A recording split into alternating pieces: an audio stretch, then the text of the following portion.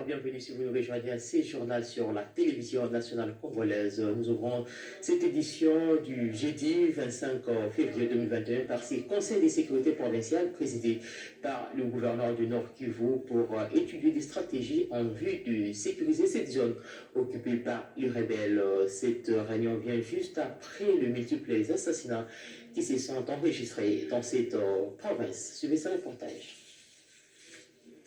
Le démocratique du Congo est déterminé à mettre tout en œuvre pour dorénavant sécuriser et mieux réglementer la circulation des corps diplomatiques à travers le territoire national. Ceci figure parmi des nouvelles mesures prises au cours du Conseil de sécurité qui s'est tenu ce mardi 23 février 2021 sous la très haute direction du président de la République, Félix Antoine Tshisekedi Tshilombo, dans son cabinet de travail au Palais de la Nation. Nous avons parlé des problèmes de l'heure, nous avons perdu l'ambassadeur d'Italie, ce qui est une chose très grave parce que c'est un monsieur qui représente un pays et nous l'avons perdu dans des circonstances que nous allons élucider parce que nous allons tout faire pour pouvoir comprendre ce qui s'est passé et nous avons parlé des problèmes connexes qui sont des problèmes militaires reliés à cela. Les diplomates, avant qu'ils ne quittent Kinshasa, ils doivent absolument informer le ministère des Affaires étrangères qui lui-même va informer les autres instances, les autres institutions de la République qui sont concernées par le déplacement de ces diplomates. Et certainement, nous allons particulièrement leur demander de se signaler quand ils arrivent quelque part auprès des instances qui gèrent la localité ou la ville ou la province. À en croire la ministre des Affaires étrangères, Marie Toumadeza, une mission sera déployée sur terrain pour voir clair et sanctionner les auteurs du meurtre de l'ambassadeur d'Italie. Ce mardi matin, les forces armées de la MONUSCO et les troupes des FARDC étaient encore sur le lieu du crime pour sécuriser le périmètre.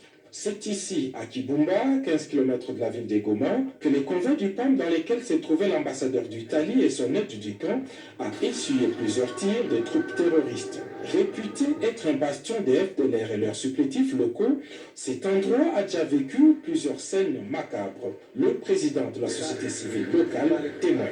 Nous ne pouvons pas dire que c'est un groupe de bandits. C'est un groupe armé bien organisé et qui a ouvert directement les faits à l'endroit du véhicule et le chauffeur qui était à bord au volant a succombé sur place suite à des coups de balle de récit. Bon, ici, ce n'est pas pour la première fois que nous enregistrons de tels cas. Dernièrement, je crois, il y a à peu près 2 ans, où des touristes britanniques étaient aussi tombés dans une embuscade, l'air tendu par des groupes armés. Dernièrement, le mois de décembre 2020, juste à côté de nous ici, à 60 mètres du lieu du drame d'aujourd'hui, l'armée congolaise avait perdu ses 3 voyants militaires, dont un capitaine. Au quartier général de la MONUSCO à Goma, tous les moyens humains et matériels avaient été mobilisés pour tenter de sauver la vie de l'ambassadeur Luka, alors que ses 2 collaborateurs avaient péri sur place. En milieu de journée, ce mardi, un gros porteur de l'armée de l'air italienne a atterri à l'aéroport de Goma avec pour mission de rapatrier le diplomate. Bien avant, Luka Atenaso et Vittorio Lukavacci ont reçu les hommages des autorités congolaises. C'est le gouverneur de province, Carlinzanzo Kasevita, accompagné du conseil principal du chef de l'État au collège diplomatique Christian Bouchiri, qui ont déposé 2 gerbes de fleurs au nom du président de la République. Tout s'est déroulé dans une sobre cérémonie non autorisée aux médias. C'est à 16h30 locale que le gros porteur italien a décollé de l'aéroport de Goma pour Rome en Italie. Selon des sources diplomatiques, les 2 dépouilles mortelles seront reçues cette nuit à la polyclinique universitaire Agostino Gemelli pour des séances d'autopsie.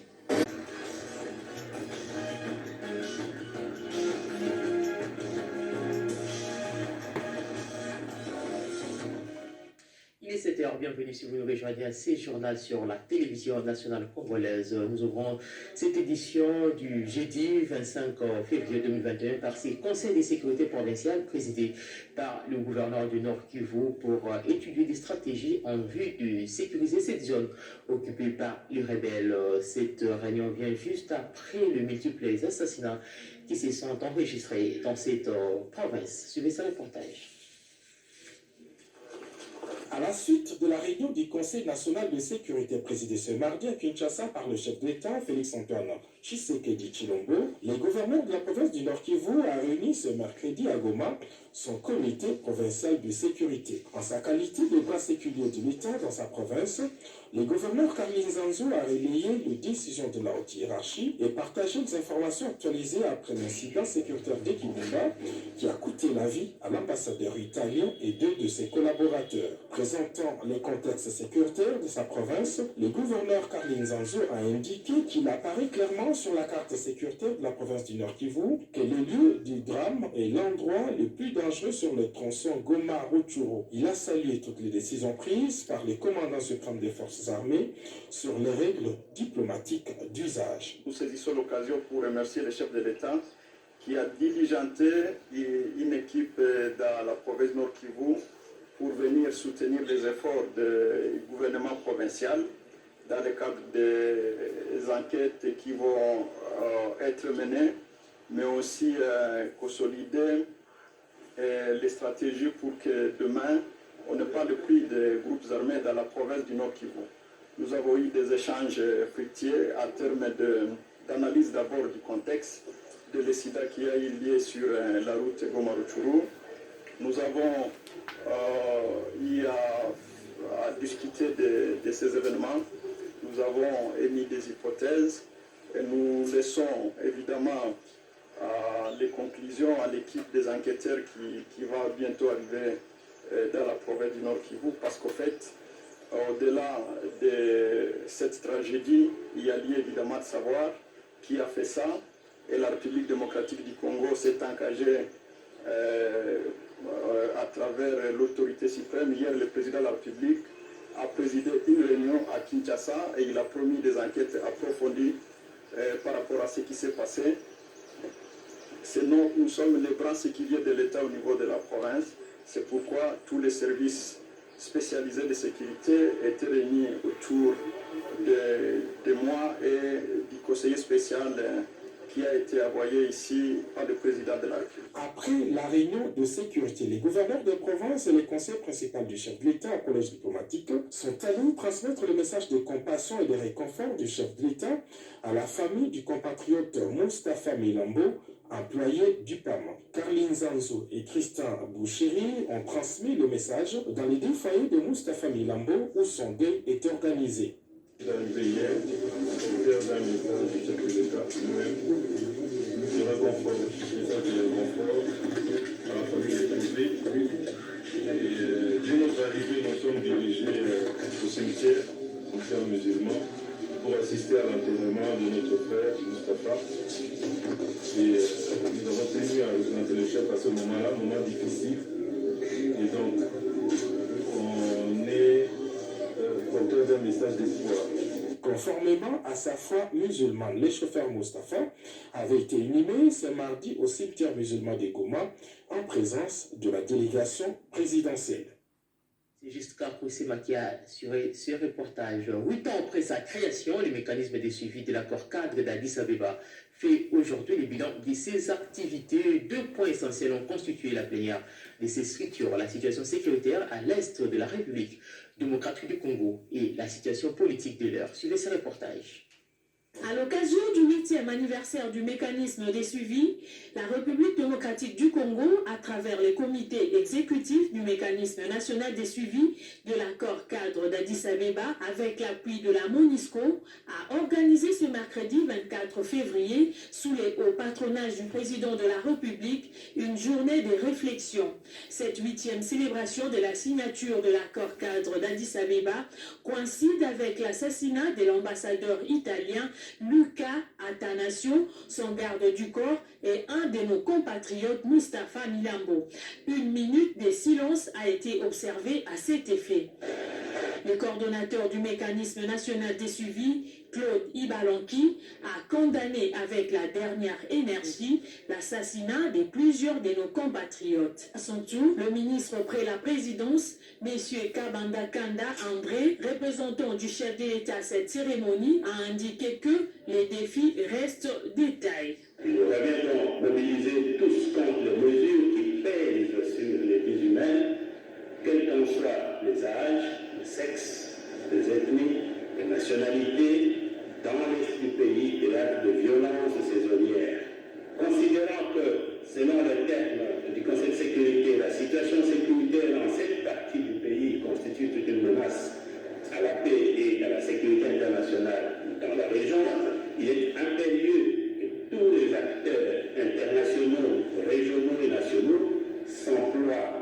dès à présent dans le contexte de l'heure, marqué par la dynamique du changement porté par le chef de l'État pour avancer les chantiers de la paix et de la sécurité.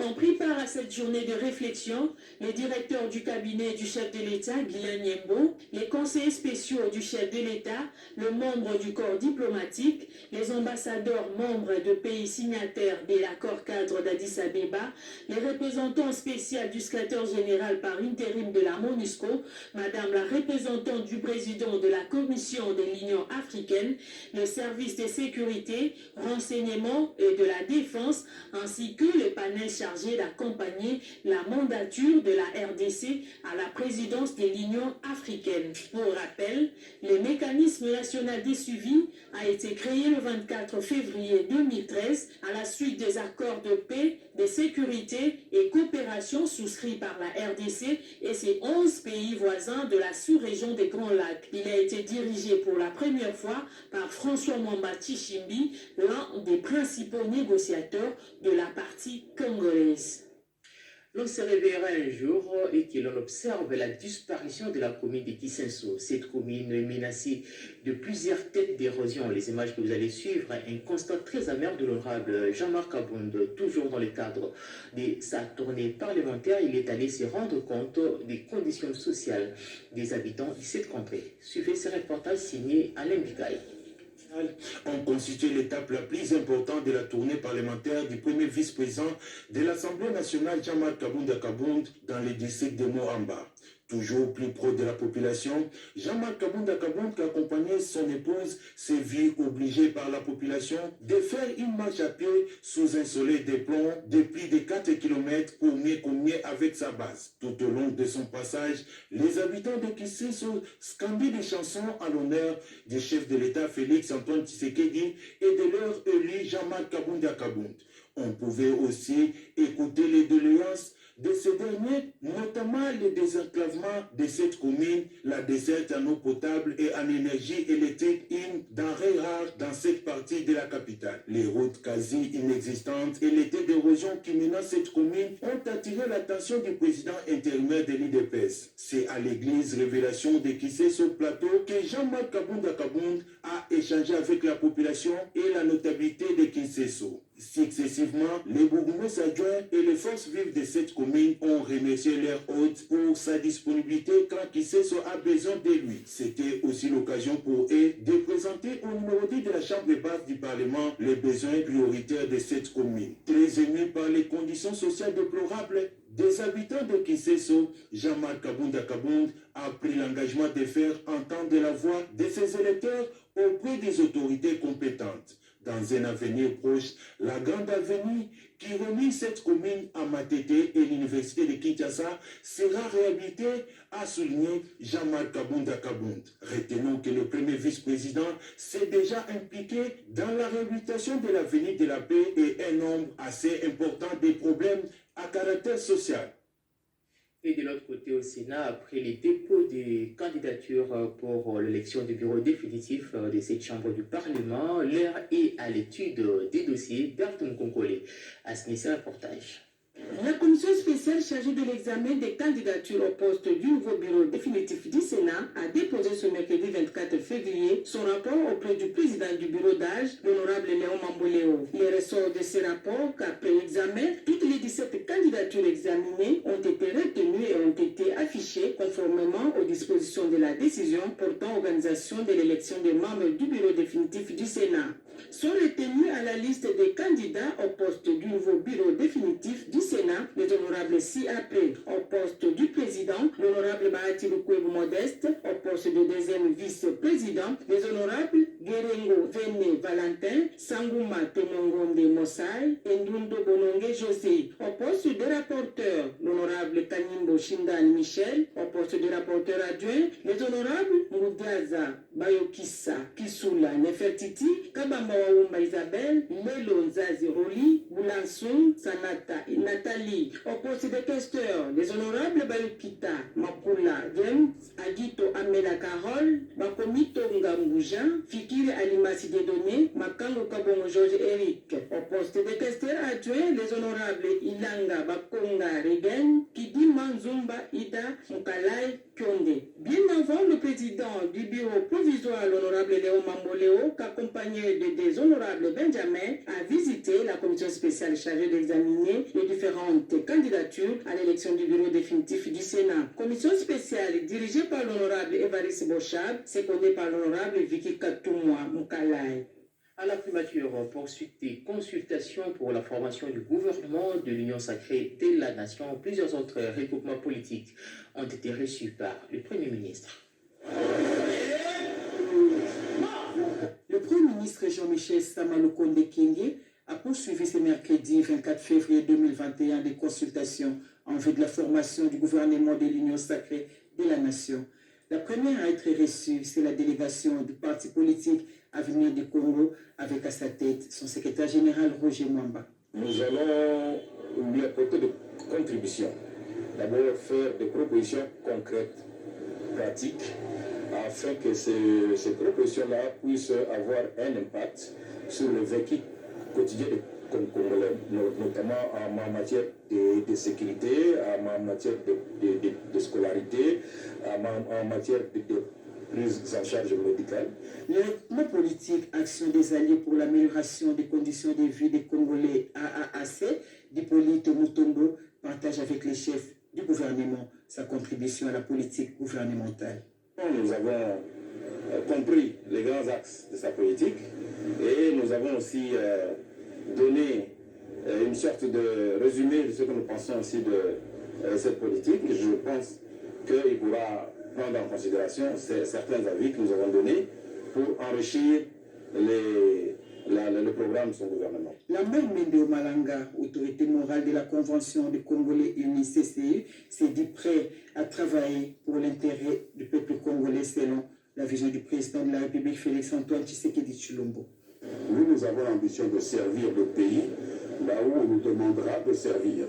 Nous avons promis à M. le Premier ministre de lui amener une contribution substantielle dans les 48 heures, parce que ce n'est pas à la faveur d'un échange verbal que l'on peut enrichir tout un programme de gouvernement qui nécessite pas mal d'articulation. Et donc, dans plus ou moins 48 heures, notre regroupement politique se fera le devoir de déposer entre ses mains les enrichissements par rapport au programme tel qu'il nous a indiqué les principales articulations. Avec la coalition des démocrates de Jean-Lucien Mboussa, les échanges avec les chefs de l'exécutif national Jean-Michel Samaloukonde Kenge étaient riches en idées. La santé et l'éducation ont été parmi les points abordés. La composition du gouvernement, il indique les critères, moralité. CC avec à sa tête Philbert Mabaye. Le Premier ministre est revenu sur les réformes à entreprendre pour que la misère que connaît notre population puisse être résolvée d'une façon ou d'une autre. Ce sont ces réformes qui ont fait que nous puissions nous ACC à intégrer entre autres l'Union sacrée. Cette démarche du Premier ministre Jean-Michel Samaloukonde Kenge ne vise que le bien-être de tous les Congolais par la matérialisation de la vision de l'initiateur de l'Union sacrée, qui est le président de la République, Félix-Antoine Tshisekedi Tshilombo. 4 mois après la pose de la première pierre pour la construction et la réhabilitation du centre Marie-Antoinette Mobutu, la première dame fait les constants d'évaluation des travaux. Une descente sur le site a permis à Denise Netiro de se rendre compte de l'état d'avancement des dits travaux. Neishatiala sur les images de Charma Lelo. Le centre féminin Marie-Antoinette Mobutu sur la 13e rue Limité était une ingénieuse idée pour l'encadrement et la formation professionnelle de jeunes filles. Le centre se mourait jusqu'à ce que la première dame, Denise Nyakirou Tshisekedi, présidente de la fondation qui porte son nom, décide d'arrêter cette descente aux enfers. Ayant lancé les travaux de réhabilitation et de construction l'année dernière, la première dame a tenu ce lundi 22 février à s'assurer de l'évolution des travaux à mi-parcours de ce projet, accompagné de toutes les parties prenantes. Pour cette première phase, outre la construction, les travaux ont porté sur l'assainissement du site. Nous avons débuté ce projet au mois de décembre 2020 et aujourd'hui nous sommes au deuxième mois des travaux d'exécution. Il était normal que la très distinguée première dame fasse une descente sur terrain pour s'enquérir de l'évolution des travaux.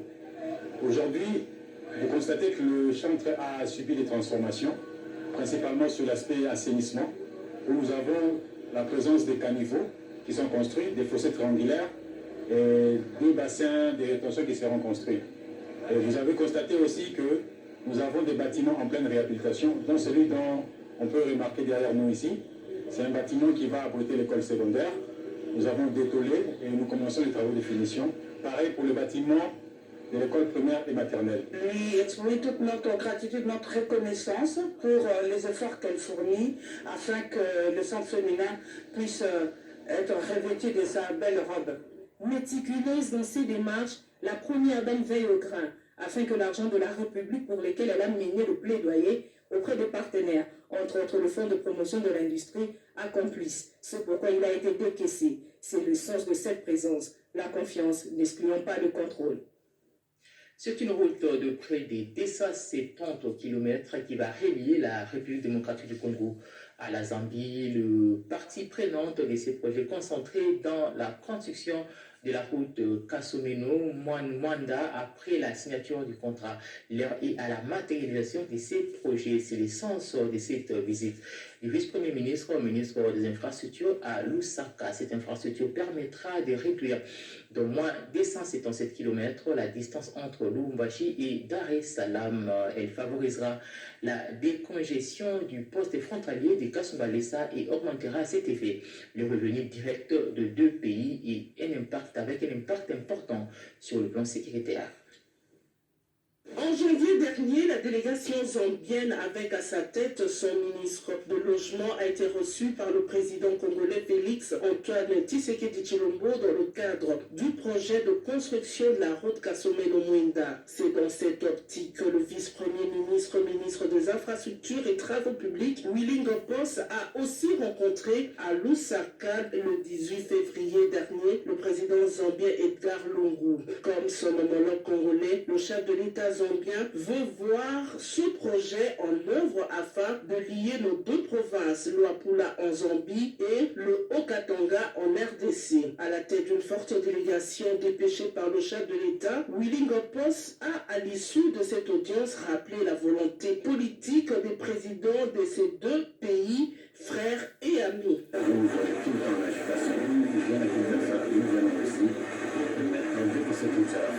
La population de la langue pourra bien vendre tout ce qui va produire dans la République démocratique du Congo et toute la production de la République démocratique du Congo très facilement dans la aussi. Parce que lorsque vous avez deux pays qui sont frontaliers, et si les infrastructures ne sont pas bonnes, ça ne sert à rien d'être normal. Avant de quitter la présidence de la République zambienne, Willy Ngopos et tous les membres de sa délégation se sont inclinés sur les tombes des anciens présidents zambiens, à savoir Patrick Sata, Lezi Mwanawasa et Frédéric Chiluba. Je vous laisse à présent suivre ces images de la réhabilitation de l'avenue du district du Moamba, image commentée par Willy Atunakov. Les routes principales et annexes qui facilitent le déplacement des Quinois et Quinoises sont dans un état de délabrement très avancé dans plusieurs zones de Kinshasa, la capitale, avec pour conséquence des nids de poules qui créent des embouteillages monstres. Les districts du Moamba en fait aussi partie. C'est dans le souci de voir les voies secondaires de cette partie de la capitale être réhabilitées que les députés nationaux élus de la circonscription électorale du Moamba réfléchissent sur le moyen adéquat en vue de pallier à cette situation. Godard Montemona, président du caucus des députés nationaux élus de Kinshasa et président de Banakin, a rencontré le directeur général de voirie et drainage pour s'imprégner de la faisabilité des travaux dans le quartier Mombele et Kingabwa dans la commune de Limete. Je suis descendu sur le terrain et j'ai constaté qu'il y avait certaines urgences. Ce qui m'a poussé de voir le DG, échanger avec lui, mais je suis satisfait. Il y a des travaux qui sont envisagés, qui ont d'ailleurs été entamés, notamment à Kingaba, et qui d'ici peu vont nécessairement aboutir. La construction de routes étant dans les priorités de la vision du chef de l'État Félix-Antoine Tshisekedi pour l'honorable Godard Motemona, élu du Mouamba, elle représente une possibilité pour le développement de la capitale. Après les sauts de moutons inaugurés dernièrement, la réhabilitation de routes intérieures de Kinshasa devait intervenir le plus rapidement possible pour soulager les populations, ce qui est aussi l'avis du directeur général de l'OVD. Comme vous le savez, l'OVD est en train de travailler dans la vision du chef de l'État, qui est d'abord le peuple d'abord. Et je remarque que l'honorable est dans cette vision-là, parce qu'il a les préoccupations de sa population. Nous pensons que ces préoccupations, nous allons voir dans quelle mesure nous pouvons les positionner en ces programmes d'entretien routier 2021. Ouverture à Kinshasa de l'atelier de renforcement des capacités au cadre de FARDC, les officiers généraux et supérieurs ont pris part à ces assises organisées à l'hôtel Malibu dans la commune de Lungwala. Dans la suite du général de brigade Godefroid Moulande Nawej, commandant de l'école de guerre de Kinshasa, une délégation de jeunes officiers congolais, une trentaine au total, stagiaires à l'école de guerre du groupement des écoles supérieures militaires AETET à la radio-télévision nationale congolaise. Le maître des cours pratiques a retenu pour la radio-télévision nationale congolaise les sites des informations télévisées dans tous ses paliers, la rédaction pour le traitement des informations, le montage pour le sérieux de la mutation images et commentaires et surtout pour le mixage avec d'exigences pour vêtir l'information et le ramener à la hauteur des détails d'une communication officielle. Ce n'était pas tout. Les stagiaires sont restés longtemps dans le studio du journal télévisé où, heureusement, en ce moment-là, une présentatrice rendait son journal et devant elle son téléprompteur, un outil du moment qui rend aisée la communication. Pour une visite, c'était plutôt des leçons pratiques à la radio-télévision nationale congolaise et surtout aux informations télévisées. Oui, une série d'exercices pratiques qui a mis en lumière cette vocation de pratique communicationnelle qui marie heureusement et forcément le journaliste pratiquant et les militaires, surtout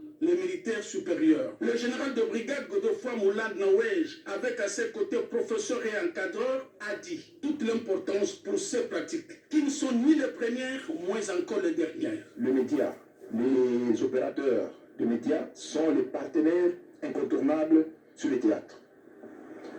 Donc nous sommes ici, pratiquement, c'est dans le cadre d'un module opérationnel et sous-module média. C'est ainsi, après avoir suivi la théorie, et nous avons préféré que les stagiaires viennent faire une visite d'études ici à la régie, à la RTNC, pour leur permettre de palper la réalité.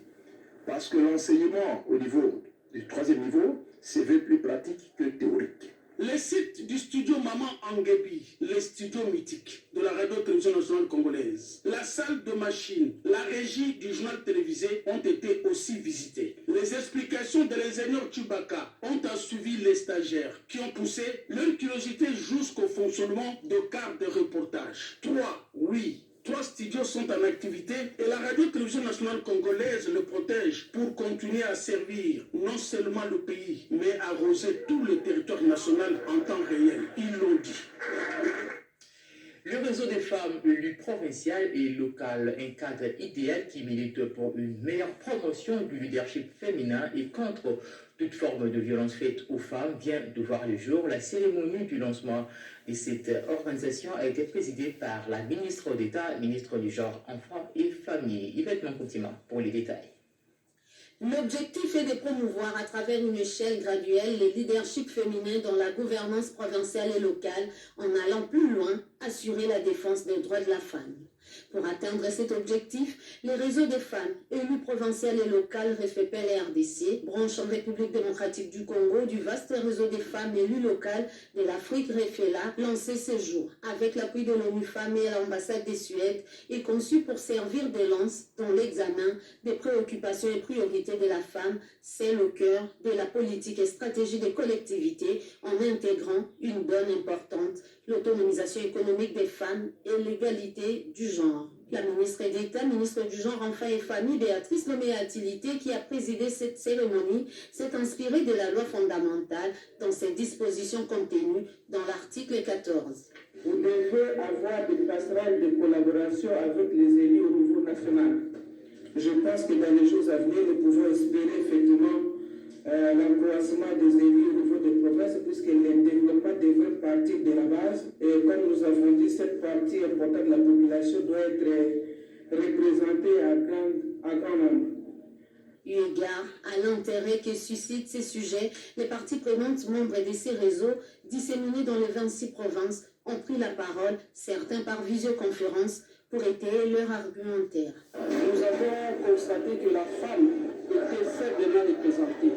Nous sommes dit que nous devons nous battre pour accroître la participation politique de la femme. Et pour y arriver, nous devons former les femmes, nous devons les mobiliser et nous devons chercher les moyens pour rendre les actions des femmes visibles sur le terrain. Par la même occasion, le plan d'action de cette organisation a été dévoilé pour attirer l'attention des participants. La maîtrise des effectifs des agents de l'administration publique, bientôt une réalité. La direction de gestion de la base des données numériques des ressources humaines de l'État est à l'étape de certification des données des agents des services centraux et divisions urbaines. Joseph Tombo pour les détails.